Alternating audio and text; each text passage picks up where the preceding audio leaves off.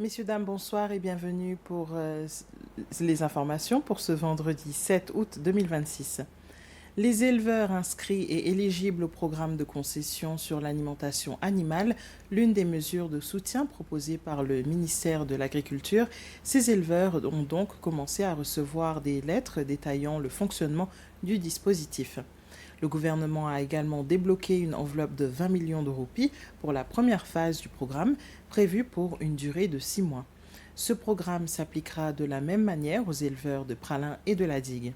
Parallèlement, le département de l'agriculture a lancé une campagne de sensibilisation auprès des éleveurs au sujet de ce programme. L'objectif est de relancer le secteur agricole du pays et d'encourager le retour des éleveurs qui avaient abandonné ce secteur. À l'heure actuelle, 158 éleveurs sont éligibles à ce programme, offrant une remise de 30% sur le coût de l'alimentation animale, bien que tous ne pratiquent pas l'élevage.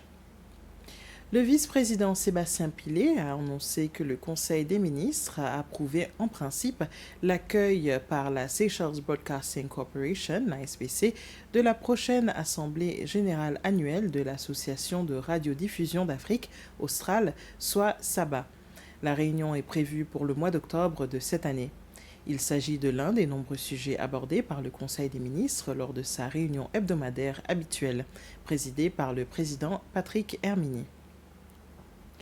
Les employés de l'entreprise de télécommunications Cable & Wireless ont pu connaître leur état de santé grâce à une journée dédiée pour eux. Le directeur général de Cable & Wireless, Nadir Hassan, a souligné que les employés de cette entreprise ne sont pas des machines et qu'il est essentiel de disposer d'un personnel en bonne santé pour accomplir un travail de qualité. Andrea Louise, responsable de la santé et de la sécurité environnementale, a qualifié cette initiative d'importante, affirmant que l'entreprise doit réfléchir aux moyens de soutenir ses employés.